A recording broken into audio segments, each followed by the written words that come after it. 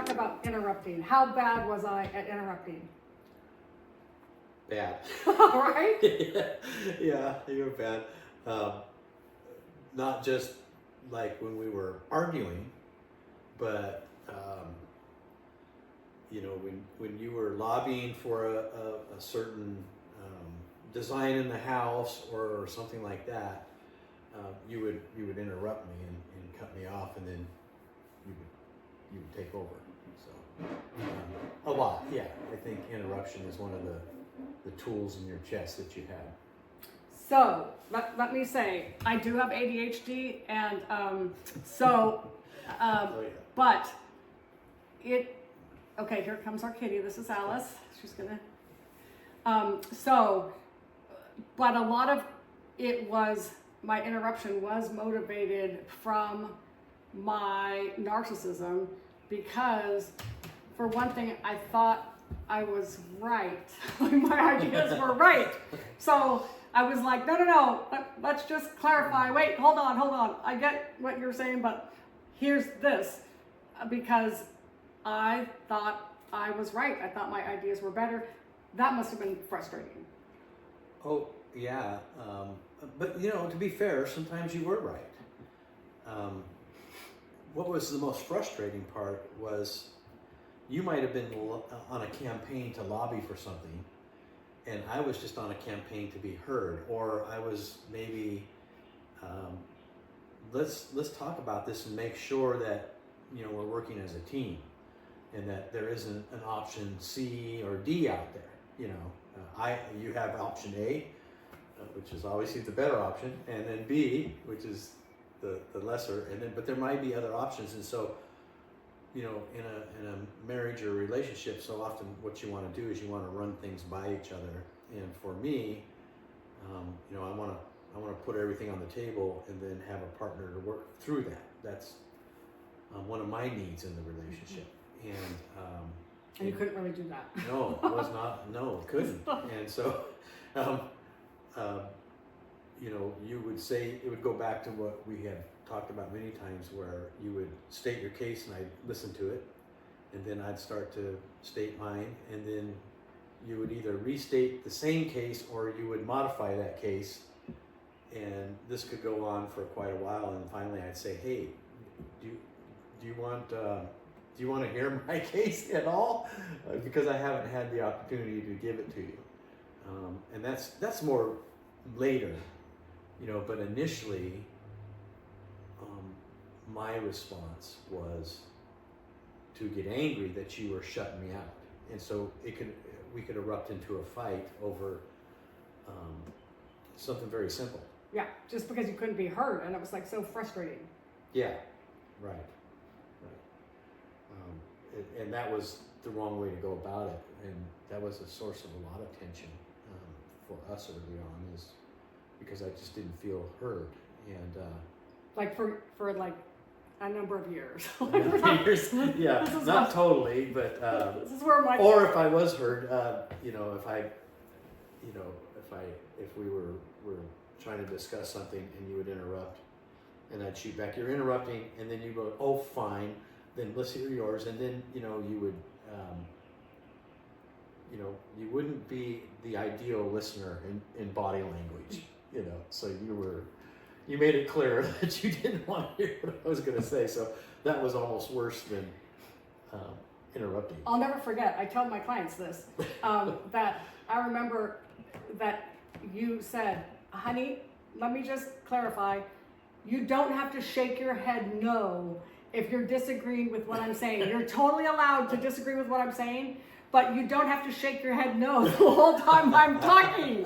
And I said, okay, good. As long as you don't take my listening as an agreement, because I'm not agreeing with what you're saying. And you're like, no, it's okay. Trust me. But literally, I share it with my clients, and we all like laugh, because that's how intolerable it felt to me to listen to a position that was different than my own. And so I don't want anybody to get the wrong idea that I'm a pushover, and that no, not at all. This was it's easier now because you know, I know what hill to die on with you a lot more than I did then. But I mean, we could just literally go from one argument to the next, just based upon, you know, being interrupted and not being heard. So it was a common occurrence with us. We wore that road out for a number of years. Yeah. And then when I tell my clients what the hard part for me was that he would say, "You don't listen." And in my head, I was like, I don't know what you're talking about. I'm a psychotherapist. This is what I do for a living. Oh, yeah. I listen all day long. No one ever tells me that I interrupt them. And I just had it in my head, like, I don't interrupt people. Which is another source of frustration, because really you didn't with other people. Right. But you sure did with me. Right? Yeah. And then I couldn't see that. I just had And then how did I take that? Personal. Right. Yeah. So, boy, a lot of, you know, you're supposed to be the person that this person holds in the highest regard of everybody else on the planet. And you're seeing that really the way they're treating you in terms of communication is you're the lowest person on the planet. And what I had to learn later is she would do things with me that she wouldn't do with anybody else, like interrupt.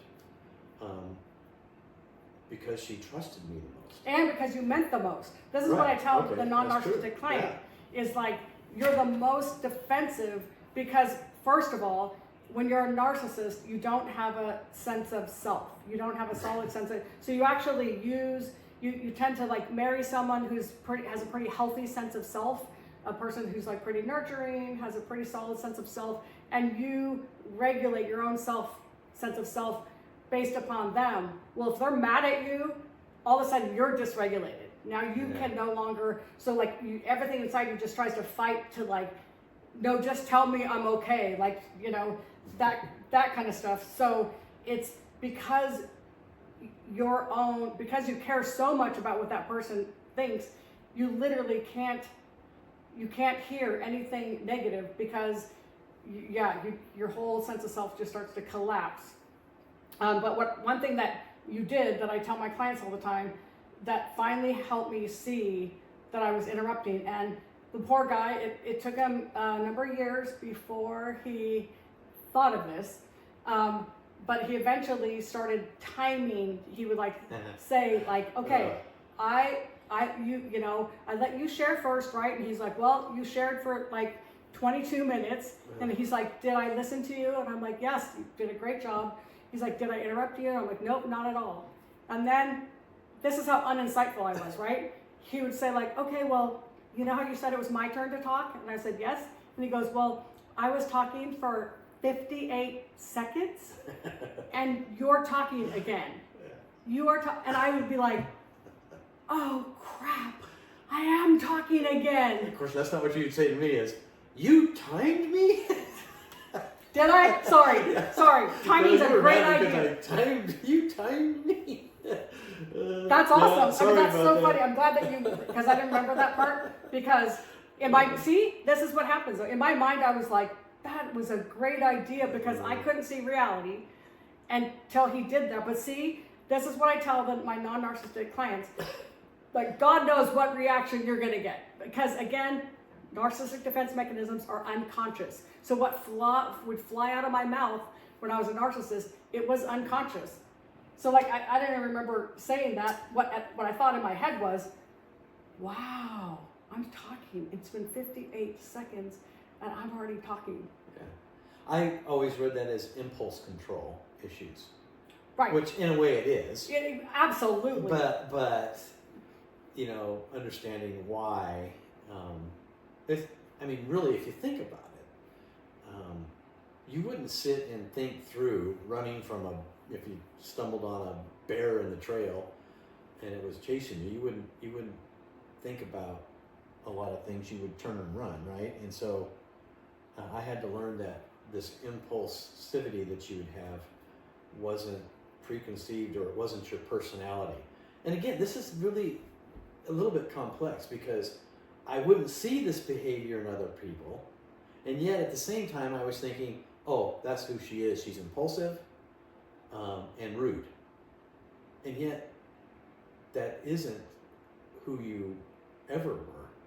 You were only that with me and perhaps sometimes the kids, because you were close to them too. So it was only people that you were intimate with that you would do that with.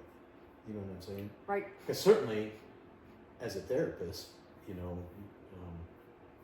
didn't do those things, or you wouldn't have been a good therapist, Right. sought after therapist. Right, right. Well, and what he's alluding to is when you have trauma to your sense of self, you go into fight or flight really easily.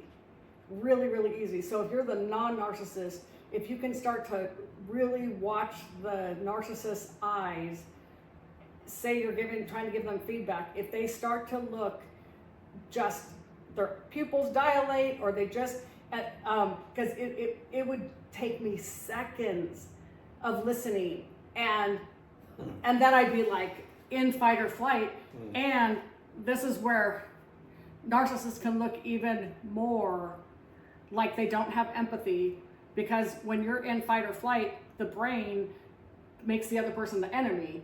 So then you want to attack the enemy verbally, and so that makes it even worse. What I try to tell people is this whole thing about empathy. Narcissists do have empathy for their loved ones, but not at the time when they're being confronted. It's like at the time they're being confronted, they're usually, the fight or flight gets evoked, and then the other person becomes their enemy. And that must have been like really hard, because instead of me having an empathic, like, that's like, I hear I've, upset you, or I've, hurt your feelings. I don't know if you were like great about saying like I hurt your feelings. You probably came across as more like irritated, or that wasn't the path I went down originally. What's interesting in all of this is what you and I had to both do is we had to relearn how to interpret each other, especially our feelings. So, I had to kind of relearn that, this was a defense mechanism, and you weren't really that way. But then on the other side of that coin is, well, if she's not really that way, what way is she? What does she feel? And that's a whole nother bag of worms, because, through therapy and everything else that you went through, all the hard work you went through, what we found out is there was, a lot of issues with intimacy and shame, and there was a lot of pain going on from the way you were treated at one point in your life, to protect yourself. This is what you did from people who were important to you. On my side of it, I had to relearn things, and you had to relearn things, because the same was true for you in a way. Instead of me shooting back saying, you keep interrupting and I'm not being heard. It sounds logical, and there's nothing wrong with saying that, but it was not effective, because in your mind it was too easy for you to go, you know what, that's just him. He is being heard. I heard what he said. I heard what you said. You're just wrong. Or, and I'm interpreting, no, I'm not wrong. You don't care, right? So when I learned to say, you know what, it makes me feel puny when you won't listen to me. And I'm not even asking what you think I'm asking. I just want to be heard as a partner in this relationship, somebody that loves you, somebody who's, you know what, I'm kind of bummed out today, and I need you for you to hear that. I don't need you fixing it for me, because that's a common complaint that women have with men. Well, you would do this sometimes with me. I just needed to tell you about how crappy things were, and we'd end up in an argument. And so when I would tell you that was hurting my feelings, oh man, it was like, well, I wish I would have started with that, because you were a whole different person. Once you learned, that you were causing me pain, that's when everything changed. Right. And that, right, because too, that didn't evoke my fight or flight in that. You were safe in my pain? It's like that, right. Yeah, because, I wasn't I wasn't threatening if I was. Yeah. Okay. I wasn't although I have to say, there were times early on in the marriage where you did practice being like vulnerable. I remember one time, like you said, you felt like lonely in our marriage, and I reacted with rage because I was so like, you know, like, I'm so happily married. Why would you be lonely? I'm not lonely. Why would you be lonely? Again, because you weren't sharing my same thought. Because I was, unconsciously borrowing your sense of self and merging with you and thinking that we thought the same. So you did agree with me sometimes? I did agree with you a lot. I actually did. I actually did agree with you way more than you realize, you know? Yeah. In our relationship, I do a lot of teasing, so that's one of the ways that you not only cope, but you communicate around difficult issues if somebody can have a little bit of a sense of humor about things. Yeah, which I couldn't for like a long time. No. Yeah. But then a lot of things were too soon. Right. But eventually it helped. Anything else on the frustration part? I think too, just again, how many times you had to reiterate that, like timing me and going like, oh, you're talking again. It did take a number of times before I really then got humbled inside, like, I have an interrupting problem. Like but this is what like Gottman found in his 20 years of research with married couples, is that a lot of times people won't believe something about themselves until they see it on a video. Like until when you would time me, it's like it replayed a video of my own behavior that before that I couldn't believe your perception. You were just wrong to me. But once you would like say it was the clock, then that was like objective fact. And then I was like, oh no. So proving you wrong was the trick? Or no? No, yes. Just kidding. Not from you. No. But it just took like a gentle objective fact. Like, because your tone of voice was so great, because you'd be like, honey, did I listen to you? You know, I said, well, let me just tell you, I listened to you for this many minutes, and now you just said it like it was just objective. You weren't attacking me. You were just stating a fact. And those tones of voice that you would do, there was like nothing to fight with.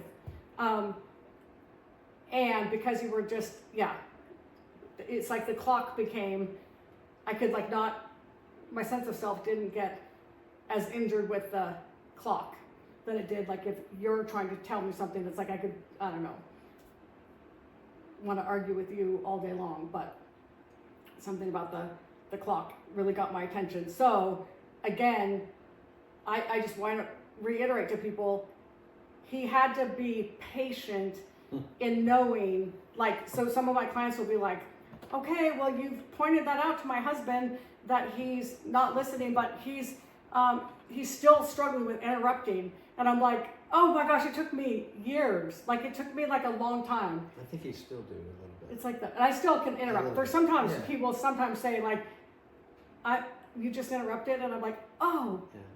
But I interrupt too. That's normal, isn't it? I mean, yeah, sometimes people, you know, you get passionate or get excited or, but it's a,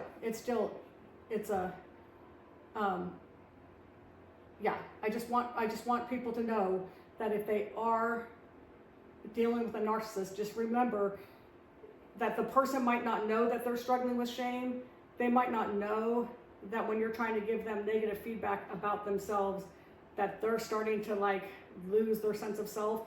So if you know that, and you can be like, again, what Danny did that was the most helpful, if he can say like, don't make yourself all bad. And I remember when he would say like, it doesn't make you the worst wife in the world. How could you possibly be the worst wife in the world when I just brought up these 9 things and I'm just talking about one thing? That again, just, it brought me this reality of like, I have to keep working on this, because what is wrong with inside my head not that I would say it out loud, but why was I collapsing inside? And fortunately, because I was, had studied all this, I understood that it was like a collapse. But that's a good concept for people struggling with narcissism and sense of self issues, is that when you don't have a solid enough sense of self, you just kind of collapse. Like your internal world kind of turns into like a tornado, and you just start kind of going, spiraling down, and you land in this, I'm all bad. And then remember you'd be like, then a lot of times he'd end up like apologizing because I'd be all bad, and he'd end up like, no, it really wasn't that bad. It really wasn't that, but he had to like bring forget it it. out. It was me. You Right? Exactly. It's not worth it. I do remember that, and I remember thinking like, oh my gosh, this is what a basket case I am, that he's ending up like taking it off me because I was literally like paralyzed now in this. Yeah, but it's also true though, Lise, that for the most part, I had a little more structure to my early life than you did. Oh yeah. Massively. Right. So there were people in my lives that were there for me to walk me through mistakes and laugh about my failures instead of hold me so accountable to these things that you are a nervous wreck to do anything wrong, and you didn't have any of those things, right? So narcissists may not want to hear this, but you know what? Probably somewhere in your childhood, most likely, was another narcissist who really put the whammy on you. And so for the person in the relationship who isn't a narcissist, it's really important to understand the genesis of all this, so that you can see through the smoke screens, because that's so much of what narcissism is it's smoke screens. They appear to be this put together everything person, and then when they're with people that they love the most, that see them in their underwear, so to speak, they unravel. The flaws come out, but they still hold up this whole facade that no, they're still this person over here. And what helps the narcissist the most is to lead by example. No, guess what? We're all in the same boat. You're not sitting up here. You're down here with me and everybody else. And that's okay. It's totally, in fact, come on in, the water's nice, where you're able to make mistakes and laugh about them, and laugh about, we have a good time with our 38 years of marriage, even though the first, 11 years, I would say, was 11 years was the hardest? Yeah, it was pretty tough. And I don't want to paint the wrong picture, because, I wouldn't trade one of my years, even the hard ones, but, we look back at that, and that's just become rebar in our relationship, and it's created a beautiful picture. So, But you did go through a lot during that. Well, sure. Well, so did you. I mean, listen, I had to go through it, but you had to do all the work. I was That's the thing fighting that for people, my life. if you're the non-narcissist, the narcissist has to do all the work in a lot of ways. And I had to do some work. I had to learn a lot of things, and then patience. You had so. Yeah, well, you just do. So much patience. You know what? You get to whatever your proclamations were at the altar. You got to be careful, because you might be asked to live those vows out, and certainly I was earlier. For good times, bad times, or whatever it is, sickness and health, richer and poor, all those things. If you live long enough, you get to live them all out, and so what is our expectations? As long as the other person's trying, and you were always trying, and there was always progress.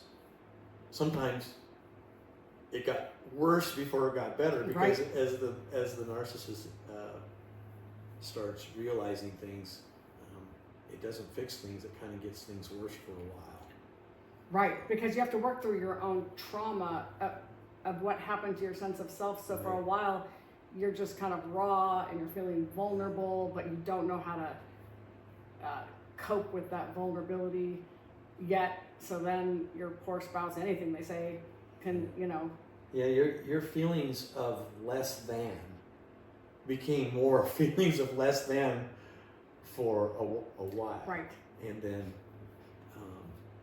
you know, I had the unique position to partner with you on that in a meaningful and helpful way, you know, so that you didn't have to do it all by yourself, which is the whole purpose of marriage, is to work through the tough times. And it takes two. You know, you had to recognize it, and I had to.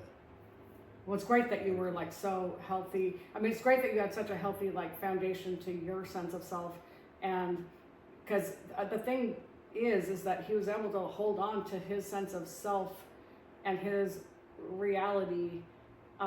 Most of it. Yeah. Most of the time. Yeah, because like as we said, when you would interrupt me and then you would shoot back, I'd go, well, maybe I am being selfish, or maybe I am. Yeah, I learned what projection was. Right. Sure. You know. So, but for a while there, I just, you know, I took you at whatever you were saying at your word, and I started believing some of those things, and then after a while, I went, no, it's not working. It's not. This is not adding up. Yeah. This is not. Well, I do appreciate how long suffering and well, and in anger, when you're in this relationship, you know, everybody says things that they don't mean, you know, and so I'm thankful that you didn't ingest some of the things that I spit out your way too, as well. So good thing I have ADHD and I was highly dissociated, Yeah. so I did. It's a good thing I have the good memory, yeah, right? Yeah, you have the good memory, and I a lot of times I just let go of things and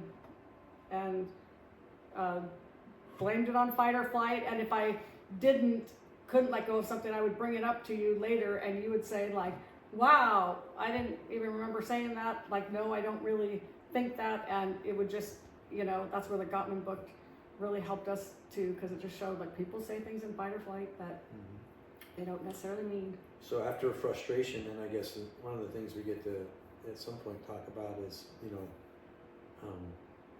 shifting roles and responsibilities in the marriage to deal with all this. So that'll be something we'll talk about later. We'll probably have something to say that will be helpful for the non-narcissist, and maybe the narcissist can look at the non-narcissist in the relationship, and maybe that'll be helpful too. I don't know. Exactly. Okay, well, let's wrap it up here for today, and All right. we'll take it from there next time. On Monday. Okay.